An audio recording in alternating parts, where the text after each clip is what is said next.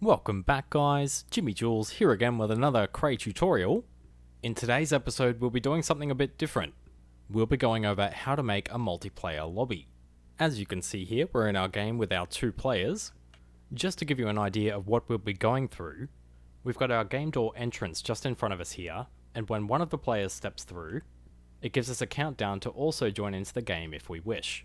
Once the game's started, the game is blocked off from access so that you can't join in the middle of a game, and we get a countdown indicating how much time is left for the game to complete. Once the game ends, any players who haven't finished the objective will be teleported out of the game back into the lobby again. We'll also be going through how to give your player coins depending on how well they've done in the game, so that they can purchase items at a shop that's also in your lobby. Then for our final example, we'll go through assigning teams or tags to players, so that you're able to specify which tag or team a player is on. First of all, you'll want to designate an area for both your lobby and for your game. In my example here, I've raised the terrain to create some walls to create the grey lobby area, and also the green game area. The next thing we need to do is make a way for your players to exit the lobby area and enter the game area. For my example here, I'm using a simple doorway. We'll be using a sensor and a teleporter, and I've also got something to block the door off with, but we'll go through that shortly. First of all though, I've set the sensors and the teleporter detection area to an area that just covers the width of the door. You can see when I place these 2 in there, the zones overlap and they'll activate at the same time. What we want to do now is plug our selector into our teleporter. We'll plug our detected output into the teleporter's power input, and that will be all we need to do for now to our door. On the other side of the wall, we've got our game's starting point. In this starting point, I've got an invisible box. This also has its physics turned off, so it's not collidable. And what we're going to do is we're going to use our teleporter to target this box. So if we hover over our teleporter that we've set up inside our doorway, then press the T shortcut for target, then if we go over to our invisible box and select it, our teleporter is now targeting this box. Just to test this, we can go into the doorway now, and it will teleport us into the start of the game, which is exactly what we want. The next thing we need to do is detect when a player has entered our game area. To detect this, we're going to be using a sensor prop. I've set this sensor up so that it covers the area of the lobby, but more specifically it covers the area that the players are teleported to. This will mean that as soon as a player enters our game area, our sensor will detect it. Now that we have the bare bones of our game down, with our game entrance and our sensor detecting when the player enters the game, we can start to make the lobby a little more clever. I've got a flattened out primitive box shape here, and I'll be using this to organize my props so it's a little easier to understand as I go along. The very first thing I'm going to put down is a selector. This is going to form the basis of our lobby and our game functionality. By default, our selector starts on port 1, so this will be our idle port or when the game is not running. So this port will be active when all of the players are in our lobby and haven't entered the game yet. The first thing we'll want to do when a player enters our game is to start a countdown so that other players have a chance to join before the game starts. We'll be using 3 props for this countdown: a timer, a number displayer, and a text displayer. We want all of these to be activated when the player first enters the game. We're going to use our sensor that detects when a player enters the game, and we're going to use this to activate the first step on our selector. So we'll grab our detected output for when our player has been detected entering the game, and we're going to plug this into port 2, which is where we're going to set up our next step. So our first step is when all of the players are in the lobby, then our second step is activated when a player enters the game, and then we're going to start our countdown. So our selector will now be on port 2 because someone has entered the game and the sensor has set our selector to port 2. So I've got my 3 other props here, my timer, number displayer, and text displayer. My text displayer is just saying game starts in ... and our number displayer will display the timer's output. So to go through this, our player enters the game and starts the countdown timer, and the player entering the game is also going to enable our number displayer and our text displayer so that they're not always on the screen, they're only on the screen when they need to be. And we're going to pipe our current time output into our number displayer's number input. This means that as the timer counts down, the number displayer will display the live countdown. So again, we can test this in play mode now. When we step through the door, the sensor will set our selector to port 2, and it will activate our countdown timer and text displayers, and then our timer will hit 0, but nothing happens from there. So let's get working on our next step. For our next step, when the game starts, I want the text to say go for 2 seconds, and then to show the time remaining. I've got 2 more timers here, and 2 more text displayers, and we'll go through this one first. So this text displayer just says the word go with an exclamation mark, and I want this to display for 2 seconds. So we've got our timer here, which is set to 2, and this is going to be activated after our countdown timer for the game start has finished. So we're going to need to add another port to our selector first, and we're going to use the timer from our countdown to activate the next stage. So we're going to use our timer finished pulse to activate port 3 on our selector. So after the countdown has finished, it's going to activate port 3. Now that we have our selector on port 3, we can use this to activate our text displayer to display the word go. So I'm going to plug the output of port 3 on our selector into the power of the go text displayer. Now I only want this to display for 2 seconds, so also using port 3 on our selector, we're going to start our timer for 2 seconds counting up. When this timer finishes, we're going to change ports on our selector to the next step. So we'll add another port to our selector, and we're going to plug the timer finished pulse into port 4. So just to go over what our selector is doing so far, we've got nothing happening on port 1 where all of our players are still in the lobby. Then once a player enters the lobby, our selector detects that and activates port 2 for us. This then starts a countdown timer, which gives any other players in the lobby a chance to enter the game if they want to. Once this timer is up, it'll activate the next port on our selector, port 3, and this will display the word go for 2 seconds. Once that 2 seconds is up, this timer will finish and set our selector to port 4.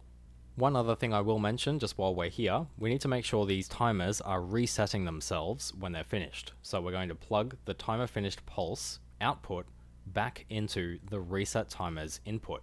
And we're going to do this for all of our timers.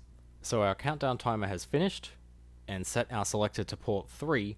So we also want to start our game timer with this port. For this example, I'm going to give the players 30 seconds to complete the game before they're teleported back into the lobby automatically. I've got my timer down the bottom here, and this timer is set to count down for 30 seconds. This will be our game timer, which determines how long the game will run for.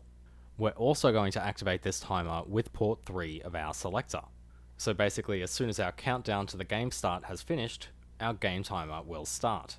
We'll want something to display this number, so we'll also grab out a number displayer. I'm going to plug our current time into the number displayer's number input so that it will display the amount of time left in the timer. We only want this text to show up after our go message has gone away. We know that after our go message disappears, it sets our selector to port 4, so we'll be using this selector output to power both our number displayer, which is displaying the amount of time remaining in the game, and we're also going to power a text displayer, which is just saying time remaining with that port as well. Just so we can see exactly what's going on with our selector, I've plugged the currently selected into a number displayer so that we can see in-game which port on the selector is currently active. You can see down the bottom right that port 1 is currently active on our selector. When we enter the doorway, our sensor will pick us up and set it to port 2, which starts our countdown timer. Once our countdown timer has finished, it will set our selector to port 3 to display the word go, and then when 2 seconds has passed, it will show us the time remaining. One thing we want to be sure of is that the players can't enter the game after it's started. I've got an OR gate here, and this will help us determine once the game has started so that we can disable the doorway. We know our game hasn't started when the selector is on port 1 or on port 2. Port 1 is our idle port, and port 2 is our countdown where our game hasn't started yet. So I'm going to use the output of both of these ports and plug them into an OR gate. We now know that when this OR gate is outputting a true signal, our game has not started yet, because our selector will be on port 1 or 2. We also need to know when our game has started, which is of course the opposite of when it hasn't started. And to get the opposite output of our prop here, we're going to use a NOT gate. So we're going to plug the output of our OR gate into the NOT gate. So now we have an output for two conditions, for when our game has not started and for when it has started. We only want our doorway entrance to be active before the game has started. Now that we've got our OR gate here, which is indicating when our game hasn't started yet, we can use this to power the sensor. So I'm going to plug the true output from our OR gate into our sensor's power. So now, once our game starts, it's going to disable this OR gate, and it will also disable the sensor, preventing additional players from entering the game. We can also do something a bit more visual and put up a barrier so that the players are visually indicated when the game has started and they aren't able to enter. For this barrier, I'm going to use a hider prop, and I'm going to activate this with the OR gate that's indicating when our game hasn't started. I'm also going to hover over our hider prop, and I'm going to press the T shortcut, and then I'm going to target the barrier that I've created to cover my door. I'm then going to plug our OR gate into the hider, and what this is now saying is if our game has not started yet, then hide the barrier so that it looks like the player can enter the doorway. I've also got a barrier preventing the players from starting the game before the countdown begins, so we'll also need to hide this barrier when the game starts and the countdown finishes. For this, we'll use another hider, so I'll copy that, and we're going to make this one target our barrier that's keeping all of our players in the game area. We're going to use our NOT gate here, which is telling us when the game has started. So once the game has started, we want to hide the barrier that's preventing the players from playing the game. We can test this again now. Once the countdown for our game finishes and the game starts, this will activate the hider and hide the wall that's preventing us from playing. We're then able to run through the game and complete our objective. The objective in my game is just to run to the end of the level, but of course whichever multiplayer game you're creating, you would put in this part. So now we've got our selector on port 4, and this is where our game is running. We're now waiting for the players to finish the game, and I'm also going to put in a way to forcefully end the game if the players don't finish it within a certain amount of time. So I'm going to give the selector one more port, and I'm going to activate this port when our timer that's keeping track of our game time has finished. So the players have 30 seconds to complete the game, and if they don't complete it in that time, we'll forcefully end the game and bring them back to the lobby. So we now know that port 5 is our final port and where the game finishes. Once our game time has run out, we'll forcefully teleport the players back into the lobby area, so we'll need another teleporter covering the entire area of our game. You can see I've got a teleporter in the middle of my game area here, and I've set this up as a box which covers the area of my game setup. Now I'm going to pop back open my selector here, and now that we know that port 5 is where our game finishes, we can use this port to activate our teleporter to bring everyone back to the lobby who hasn't finished the game yet. We're also going to use port 5 to reset our selector back to port 1 so that our game starts waiting for players to enter the area again. So we'll grab our selector port 5 and plug that back around into the port 1 input. So now we can test that again. We're on port 1 currently, which is our idle port, and then down the bottom right you can see the selector switches to port 2 for our countdown. Then for port 3, we get our go message for the start of the game, and it makes our barrier disappear. We then get the time remaining on port 4, and this is also just waiting for us to complete the game. However, if we don't complete the game and wait for the time to run out, you can see that we get teleported automatically back to the lobby, and the selector gets set back to port 1. We're then able to repeat this process, go back into the door, and our selector starts all over again. Just to quickly mention too, the teleporter that's in the middle of our game area is targeting an object that's back inside our lobby, so that once it's activated, our players are teleported back into the lobby area or to this box. So now that we have a semi-functional game, but unfortunately we don't have any way for the players to win yet, so let's make something for them to win. For this setup, I'll be giving the players currency so that they can spend it at a shop that's in the lobby. So if we head over this way to the end of our level over here, you can see I've already got a few props laid out. These props will be the ones that we use to give the player currency and to bring them back into the lobby. Again, we have our overlapping sensor and teleporter, so that when the player enters the sensor area, the teleporter will active and bring them back into the lobby. We're going to be using our selector here again, and our first trigger is when our player enters this area. So once the player is detected, we're going to set our selector to port 2. That's all we need this sensor for. Now that our selector's on port 2, we want to do a couple of things. Firstly, we want to activate the teleporter to bring the player back into the lobby when they've finished the level. So we'll plug port 2 of our selector into the teleporter's power. We also want to grant the player some currency, so I'm going to activate a currency modifier also with port 2. We're going to do something a little bit more clever with the currency modifier though than just giving a player a certain amount for finishing.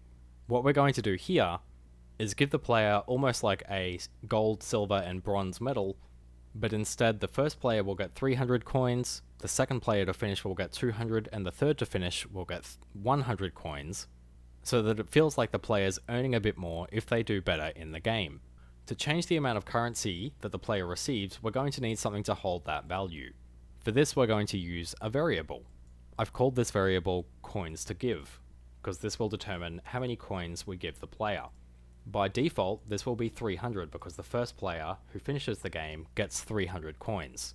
So we're going to plug the current output from the variable into the modification for the currency modifier. So now, when our player finishes the game, it'll teleport them back to the lobby, and they'll also receive 300 coins if they finish first. Just also note, this variable is not multiplayer enabled because we want this to be a global variable rather than being player specific. Once we've given our player our 300 coins, we then want to give the next player 200 coins, which means that we need to take away 100 from our coins to give variable. We want to take this away after we've given the player their currency, otherwise they won't receive the correct amount. So to do this, once we've been through port 2, we're then going to activate port 3 on our selector with the output of port 2. We're then going to get a variable modifier which is set to add -100 to the coins to give variable, so it's going to take away 100 points from the coins to give variable, and we're going to plug that into port 3 from our selector. So just to go over this, our sensor activates port 2 on our selector, which then teleports the player back to the lobby. It then gives them 300 coins if they finish first, then takes away 100 coins from the coins to give variable so that it gives the next player 200 coins. We now need to reset this process so that it can happen again for the next player to finish, so we'll plug the output from port 3 of our selector back into port 1. I'm also going to wire port 2 into a wireless transmitter so that I can grab this signal back in the lobby and do something a bit special for the player once they've finished. Once the game has finished, we want to make sure that we reset our coins to give variable back to 300 so that when the game starts again, this variable is back at its default. Back on our main board over here, we know that our game finishes when it's on port 5 of our selector. So we can set this variable modifier to reset our coins to give variable, which will reset it back to 300 once the game has finished, and we can plug this into port 5 of our selector. This just means that the gold, silver, and bronze coin amounts will be reset after each game. We can see this in action now in play mode. We'll jump into our game again, and we'll run through the level as quickly as we can, and then we'll get to the end, and you can see when I step into the sensor area, I'm teleported back into the lobby, and it gives me a bit of a fireworks sort of light show, and you can see up the top left that I've received 300 coins. If you've included a shop in your lobby, your player is then able to spend those coins on something you might have set up in your shop. I'm not going to go over how to make the shop in this video. I have done another tutorial on that one though, so if you're keen on learning how to do that, go and watch the how to make a shop tutorial. So now we basically have our fully functioning multiplayer game. We've got our lobby area and shop. We've got our game start countdown where players can enter the game before it starts. Then our doorway gets closed off so that no more players can enter the game. Then once we've reached the end, it gives us some coins and gives us a bit of a light show. It then resets this entire process once the time remaining has depleted, and then we can start our game over again.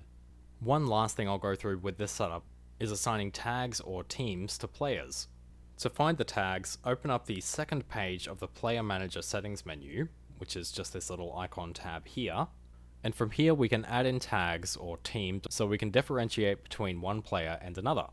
Our tags also have inputs, which is vital for us to change these values in-game. As you can see, I have a variable here and two calculators.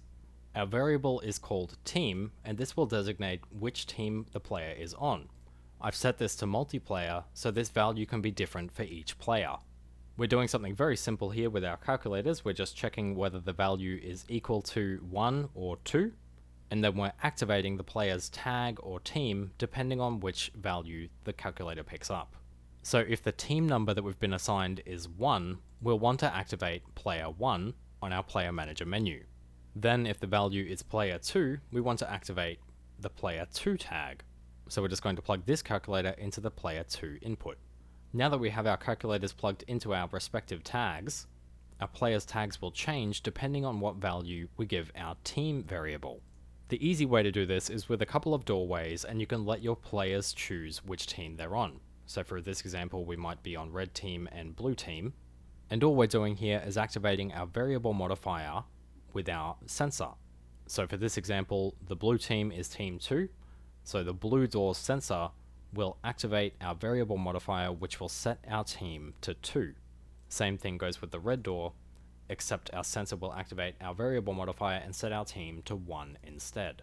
You can see that if I enter the red doorway, the red lookout rotator is looking at me, but not the blue.